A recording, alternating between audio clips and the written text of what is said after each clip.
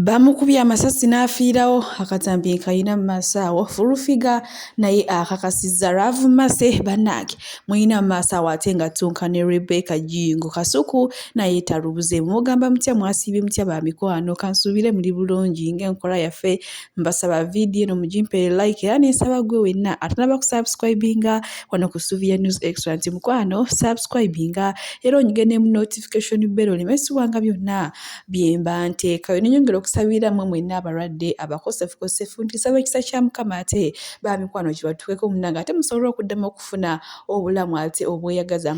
Kaziwe Bashiri obulwadde bumuli bubi mbiyina mu maaso awo Lydia Jasmine ne Carol Ntongo bannange bino nabyo ebyabwe si byakugwa byonna ngenda kuba ate mbikutuusako awo ku Suvia News Extra. Sigenda yo munnange Christmas yatandise dda okutuwuuba yatandise dda tulina kyotugamba waliwo na era nga munnange mbadde empisa ayita ate wengwiridde ku mamito ne babito munnaye nga Christmas kyebakola bannange nga banyumirwa bitya bayimba akayimba bayimba kano bayimba kali bannayugamba bamaliriza kano bazzaako kaline nga maama omuhabbati n'oguli awo go oleka bulekera munzikirize mukana akaseera nsooke mbatereko mu mamito ne babito bano ate namwe musobole okubanga mubeerabira sekukulu eyasookera ddala mu Beserehemu mu Buyudaaya basumba bwe baali balunda ebisibo byabwe mu ttale malayika yajja gye bali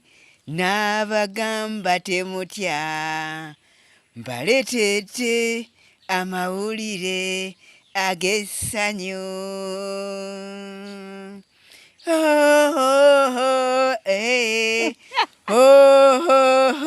Ozana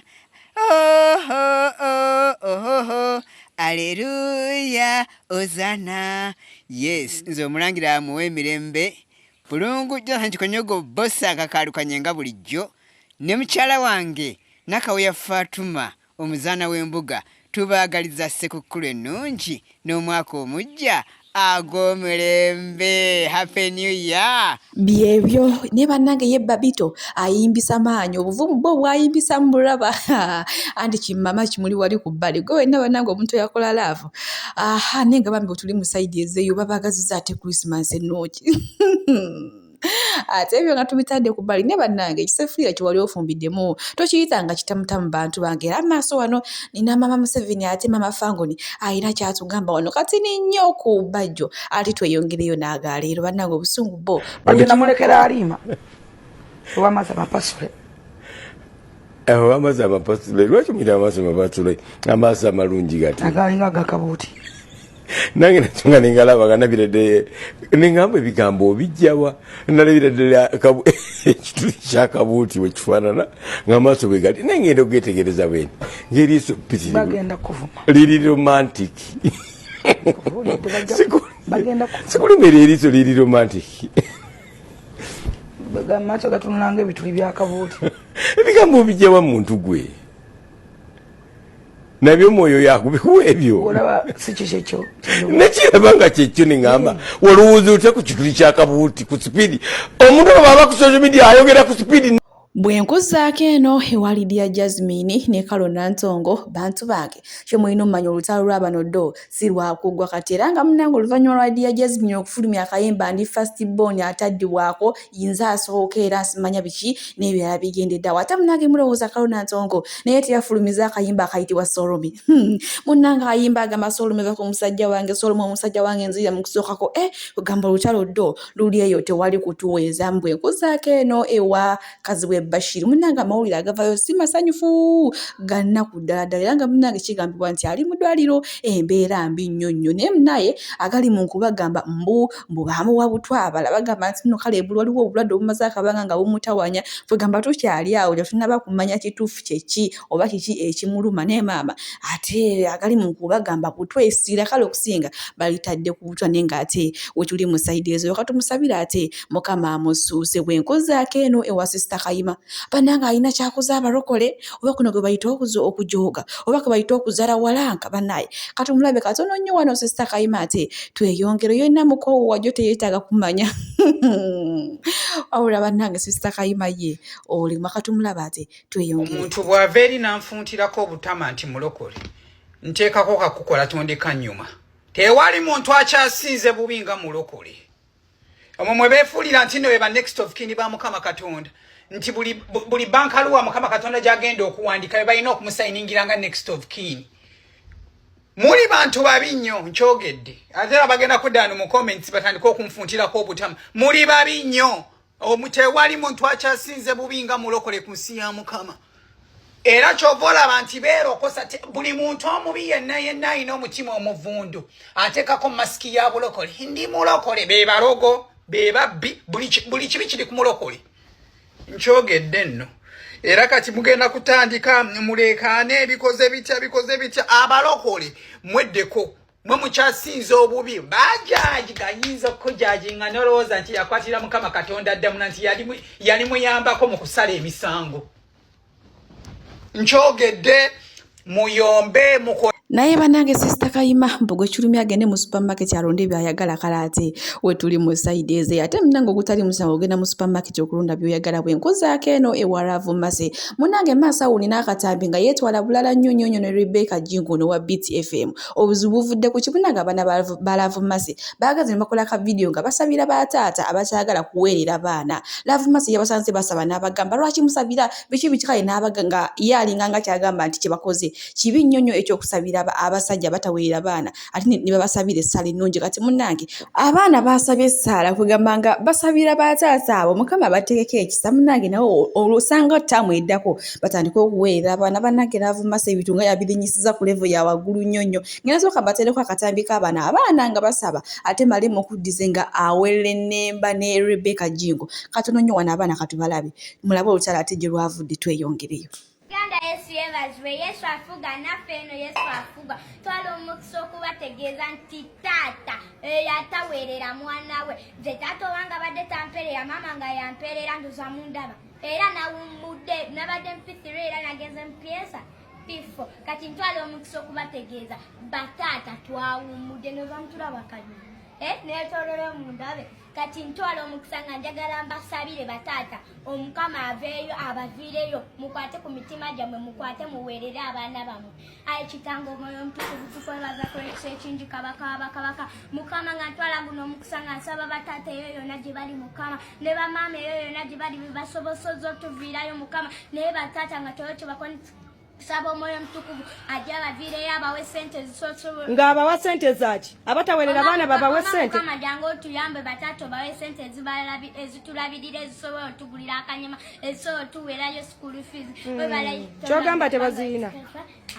amina nayenze sara jo sabide tata ayina sente empya n'enkaddi neta yagala kuwerera tayagala kumanya baba tayagala kumanya Mukama ajja muvira yamanye Naba Yesu mulingo olusozi Sayuni era muli Dabono policeman kati gwate storage bambi yayine ennaku namuzaala tamumanyi tamulabanga nako Yeye sala y'abaana ba Lavumase nga wogirabye nga basabira bataata ne munaye ndowooza Rebecca Jingo olwamulabye neemukwatako nnyonnyo eno video okusinziira abaana abadde basaba bulungi ate maama waabwe basanze basaba bagambe bwe musaba nedda bataata bataweera abaana bitaka kubeera bino webiti ebibi munnange naye n'akikolamu program ne Lavumase asusizza ono katono nnyo katumulabe Bana mwe mujenga banyumize nga bakubeko mwana gwa lero sinza abadde omulamwa gwa BTFM omanyi buno obu radio katte bucha ba presenter tebakyalina byakwogera eri ku ma radio gabwe ne TV banange banyini ma radio ne TV mugobe ba presenter mutekeyo fefa balina content ifa balina emiramwa munanga Rebecca Jingo nga ateekayo ka video joke nakoze n'omwana wange nga ali mu kusabira bino bitate biwemeneko bizazengere ebiryawo bizazengere tebimanyi kuwerera bana tebimanyi mulamwa gw'abaana ng'omwana wange jonga abisabira buwo mu kiso butayina buyinike ngangamba mwana wange lwaki wabisabira maama nze abadde omulamo gwa leero naye Rebecca Jingo nawe abasajja tukubalira bangi nawe kyamanyi obufumbo bwakulema bukeera ku macha weeweeko omulamwa bakuteeseeko ngono Rebecca nga bateesa bulungi nga yandemerako ekyakwalukanya ne tata w'omwana kibendu kigati yatugateeta mu masasi omugenzi bye yayogera nze just one man yogera mu bwogezi Kasuku nze sijja kufa ekyamazima kyebiraba byonna tubikole naye kintu desi sikwatagana nakyo nasenguka saakulekaayo nze mwe mubeereyo ffe twasenguka nze nyingira sawa 12 ewange poti byonna nabigula mbeera munda nze tabale fuluma ekiro n'amabala nagavaako Kasuku ninga nkoko 12 era kati emmotoka nafuna nvuga nebaka mu buutu mabega anti bakuba maaso atayinza kumanya nti ne mu buutu nyenda mu buutu mabega gye nebaka kasita nyingira gate nganvaayo bitu bibi nze Kasuku ntambulira mu taxi ntula na muto gwa makati driver omwaye 15 ate banakube 10 n'abana bonna you should have security measures eno government ekola bukozi positive ngemaze my brother zecha sinazala iraza batemu nabetondera ne museka katimba manyi who are they how can I start now looking for them over what waliwo no mulalere yali ankubira I have information go to the police go again in the side bya kututeeka mu bintu nankani buli omwe alumirwe wali ze bintu byokufa Kasuku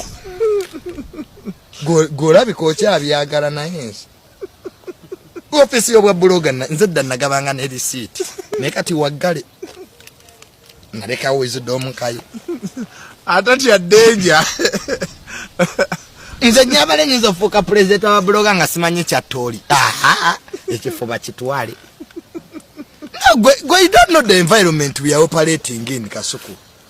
That's why people take these things for granted. For to learn to roza, critical thinking. They've got what went wrong. Katiboba to chimani. I should do that. Zembera waka nateka ko DSTV bera ko gundi neko waludi erage ebisoro. Mera nategera buli just chimani ti DSTV is important. Nari manyiti is for akizale yabagaga until when I go to know era katemere na stalking nze Kasuku nafuna chef tamale chagendo gula chips intia na basaba security baji nyima mpaka bwe nagenda musabonefu na amayembe kangira nkumibwa mahoni Tola bekanzi yange je naguze Kasuku enjeru jemberamu baneiba bange nasale enkoko anti olina nabo okubatisa tisamu nasale enkoko naye abajjajja buli ayingira nga wano mu munu wamu omusayi bamanyi ndi muloko. Now the people fear witchcraft. This way now we have chetusigaziza Junior mpadde seko. This is the truth. You know these days I've really been low, I've been down. Naye you've come by and you've given me something. Madenudo seka. Abantu bafewo bibagambe ebintu ino they take it for granted until when something happens.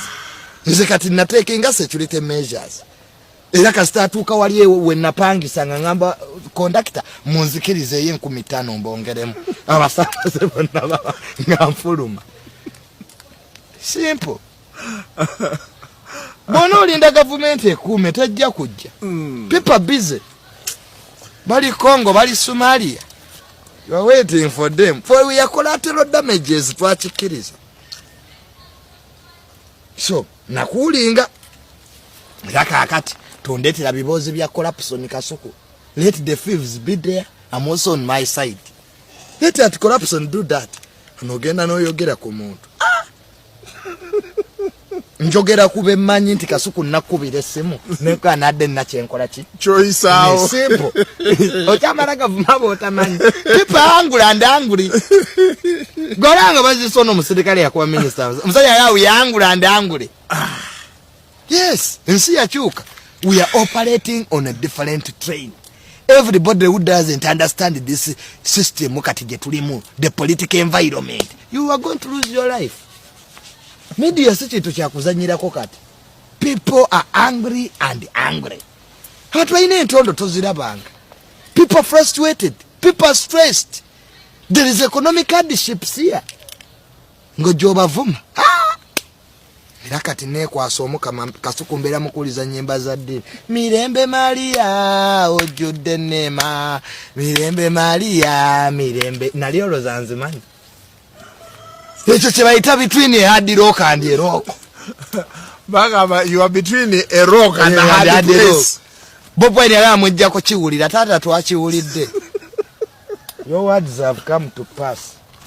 oyo no Tamale Jr kati wano ngenda kugatirako katono nnyo amawulire ag'ennaka agaliwo ye mwami amanyikiddwa oba kati omugenzi Padde Sserunjogi ono nno ng'abadde amanyikiddwa erinnya lye nnyo nga ye Sobi ono n'omunnaye nga baamusse olunaku lw'ejjo era nga yattiddwa mu bitundu by'e Maddu mu disitulikiti y'e Gomba eyo nno abadde agenze nga wabadde waliyo enkaayana z'ettaka kigambibwa nti abadde alina abantu bagenze okusengula ku kyalo munnange nabo ne beekyawakyawa ne bakola ki kwe kumujjambula mu bwensi eno naye maaso awo olina akatambi n'oza oba omuntu ng'ogenda kufa ogamba oba weetegeera waliwo ebigambo bye yali ayogera kwegamba nammwe ngenda sooka mbibatereka ate mubyewulireko era muzikirize ngenda basibira wano bannange omukama bampeera kyonna kye musinga okwagala gwe wenna yeerekereza akaddeko n'ogula ddatawo n'okola kino gamba waaye kangende ndaba ataakana kati munnaye Kasubya News Extra kataddeyo kireero katuwadde bikikale bannaye mukama akikubalirira era bambi akutemera amakubo wonna wojja ate okujja okundaba Bannayuganda nsobola okubategeeza ekintu kino nti nze siri musajja mutiitiizi nnyo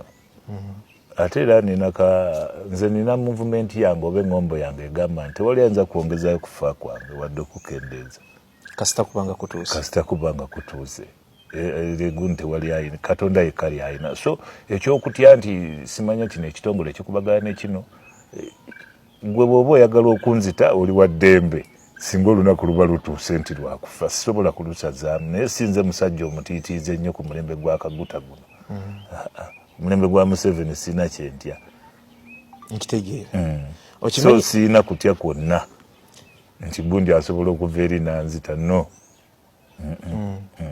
waliwo ekiseera we watuuka nga mu Kampala mulimu abantu babiri aboogerwako era zaali empologoma nga ziri bbiri mu Kampala yali empologoma ya Sobi n'empologoma ya Kitatta mwetwala nno kakati ebiseera bya Kitatta omanyi bannayuganda balina ekizibu kimu buli lw'obeera awaka olina okutunuulira ennyo taata wabeerawo taata awaka wabeerawo ne maama then ate wabeerawo ne bakulu bammwe maama baaba yazaala ne taata kakati nze mmanye ekintu kimu ekiremeseza bannayuganda okusigala nga bakyayogera n'okuba nti bakyabawulira n'okuba nti bakyalina value kwe kwekiipingira ku kintu ekireeteddwa tugeze ebitongole bingi ebiri wano naye buli kitongole kirina directors buli kitongole kirina director era kyalimu director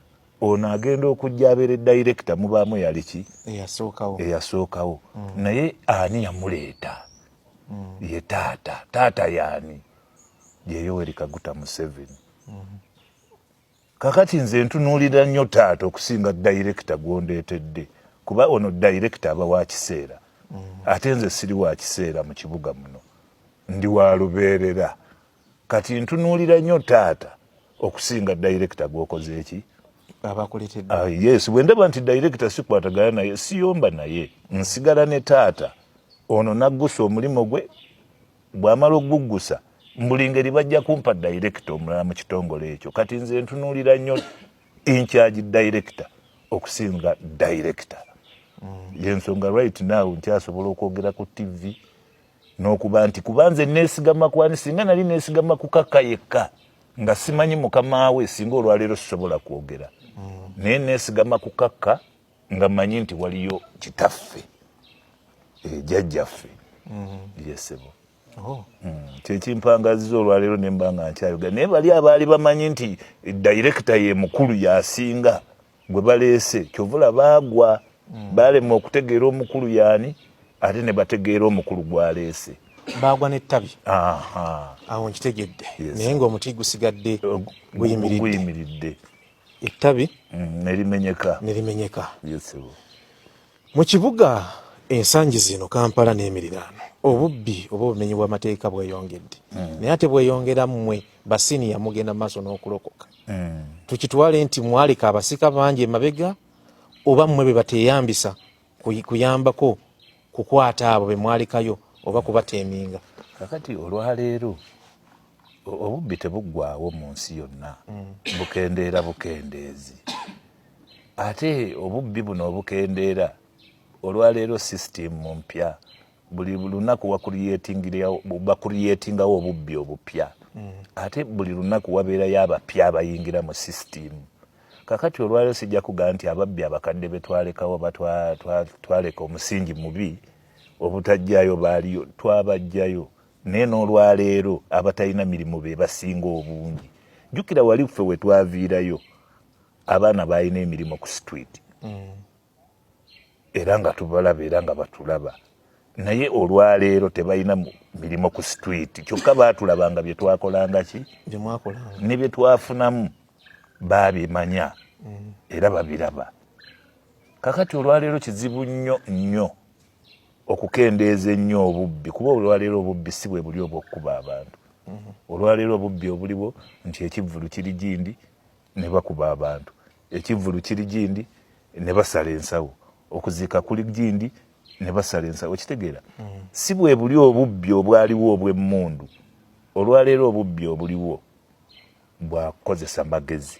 Kakati gavumenti eno erina okusomesa ennyo abantu oba abakozi baayo nebalaga nti buli obubbi obw'emmundu bwakendeera. Kati obubbi obuliwo bwe bw'okusala ensawo, tukuliyeetinze bantu ki abasobola okubeera mu bifo bye basaliramu ensawo?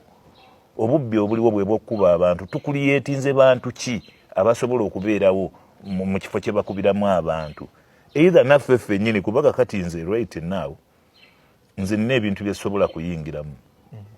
Kakati nze bwe nva ne ngenda mu kivvulu ne nnyingira ekivvulu ne bwe bakuba abantu 3 nga nze sibadde ku operation eyo oba ku duty tebinkwatako. Bw'obalaba nga bakwata oyinza kutaasa? Sisobola olw'ensonga lwaki nti abaateeseteese ekivvulu ekyo nze tebantaddemu, meaning tekinkwatako. Nze nzize kukyakala ng'omuntu era nsigala nkyakala, ekikulu nze tebankubye. Kati bwe bakuba? Bwe bankuba awo neetaasa. Era bwe mba nsobodde okukwata omuntu ankubye muteeka ku poliisi nga nze omuntu so si kutaasa balala, olw'ensonga nti sijja kwekuriyeetinga ku kintu kyesikola ki kye batantaddemu. Bayinza n'okutwala mu mistaken identity. Olwaleero mu security olunaku lumu kankuwa ekyokulabirako nagendako e Kavumba. Bwe ntuuka e Kavumba waaliyo aba security be nasangayo, waliwo n'omu yali wa flying squad baali bamuyita erinnya ndyerabiddemu naye bwe naalijjukira nja kulibabulya bannayuganda. Bwe natuukayo nasangayo abamanyi b'amateeka bangi. Ngobomanyi? Yes. Kakati nali n'omwana omu bamuyita Kasenge, kwe kumugaa ne mugaa naye wano nga ndabawo ababbi bangi. Wano tunaasobola okubeera bajja kukola ekintu bagaye nti ne Sobi yabaddewo. Tugende tulipootinge wali ku poliisi. Tubalage nti muno mulimu abantu betumanyi abalina ebikolobero bye bakola, basimbulawo na mmotoka z'abantu.